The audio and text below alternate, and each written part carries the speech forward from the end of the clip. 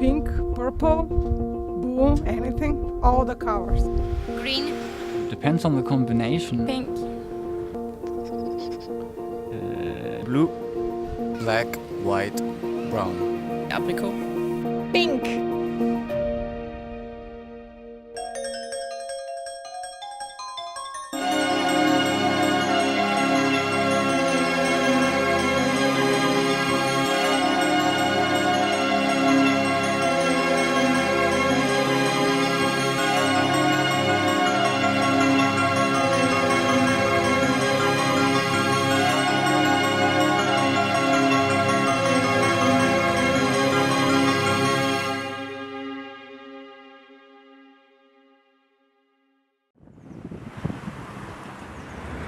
Dopiero oznaczyć na tym dywanie.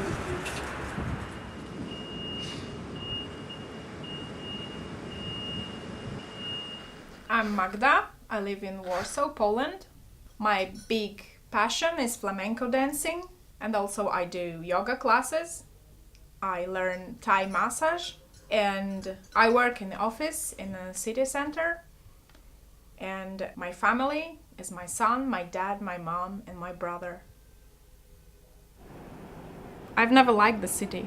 I always thought about my city that it's ugly and aggressive, too fast, too loud.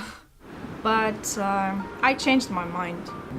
There is a nice cultural life here, nice events, fascinating history. And I think that it's a much better place to live now. How can you manage everything? Sun, office, yoga, flamenco. Are you a superwoman?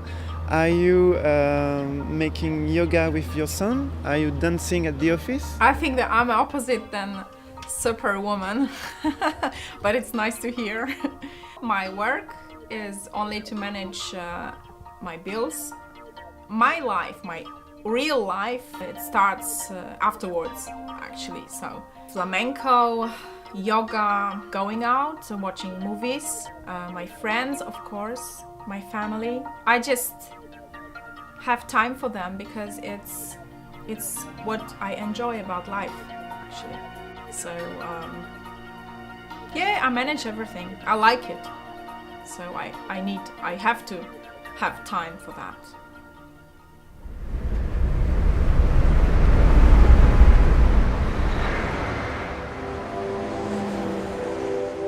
As I'm involved in women movements in Poland, I want to ask you how it is to be a woman in Turkey. I can't actually say that there's a feminist movement in Turkey, but the thing is, it's a truth that so much changed since my mother's generation and my generation, because now most of the women are working, they have their financial independency, so they're more involved in social institutions, they're socially more active. Of course, like in any other place on earth, the women in Turkey are not totally equal.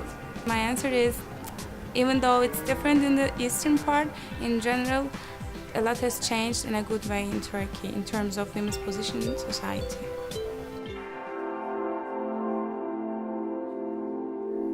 It's something serious. I want to ask you, do you think that every adult woman in the world should decide for herself whether to have an abortion or not, no matter her origin, religion, background, and education? Do you think that we have to decide for ourselves what to do with our bodies? Yes, I do. I agree. Women should have a right to do that.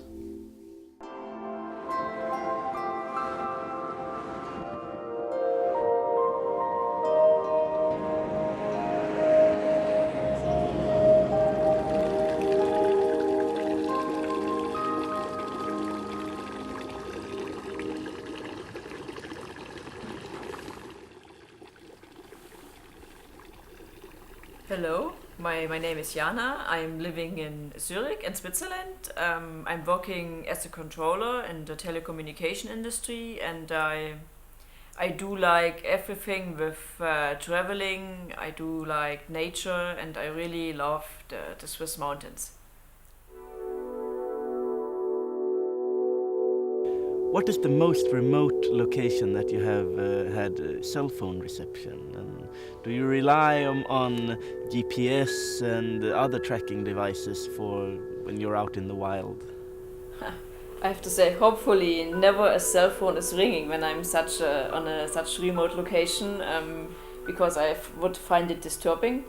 I do have my mobile phone with me, of course, but I don't have it switched on normally. And I do have maps which I have with me, but I don't use GPS.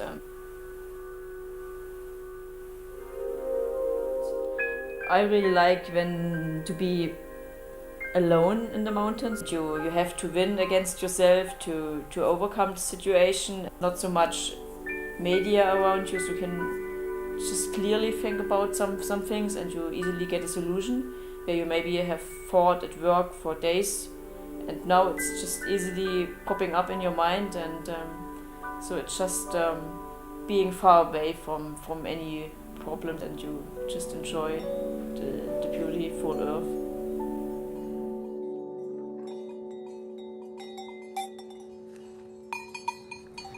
I've been to Zurich a few times, and even though I liked it, I like the city and the atmosphere so much. Don't you sometimes find it heavy having to catch the train every day at 7:23 and not a minute later, and living the perfect order? Because don't you think that it is against this perfect order, is against the natural order of life, which is not so perfect? Isn't it like a clash between a robot and a human being? I think to have the perfect order is a typical cliché for Switzerland, and Swiss people are like kind of a bit proud of that.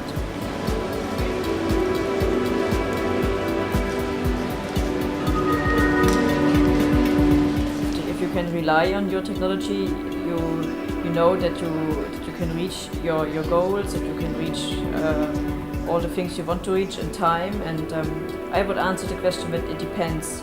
If I'm going to a business trip or just for a weekend trip, and I can really rely on the train that leaves at 17:23, I would say it's perfect, and it's really good for me.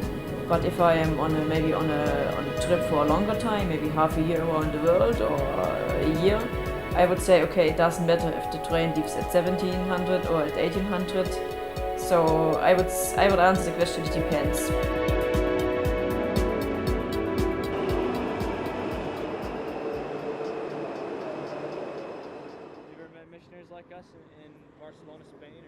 Poland signed a treaty with the USA to build a missile defense base against terrorism and offensive countries from the Middle East. Another measure against terrorism within the European Union has been to let passengers only take very small amounts of liquids in airplanes, just to give one example. This is Patrick from Berlin, and I want to ask you, do you think it is possible at all to prevent terrorism? Or do you think that those measures rather make our lives more complicated than secure? Okay, let me answer these questions this way. No, I don't think so, that anyone or anything would prevent fanatism or hate. I don't think so.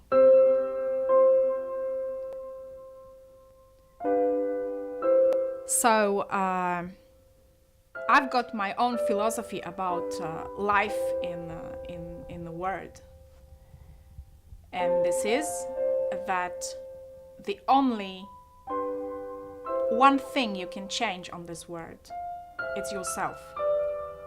And if you do that, world is not a threat anymore. So we can't stop hate, we can't stop religious fanaticism, but we can change ourselves. At least this we can do.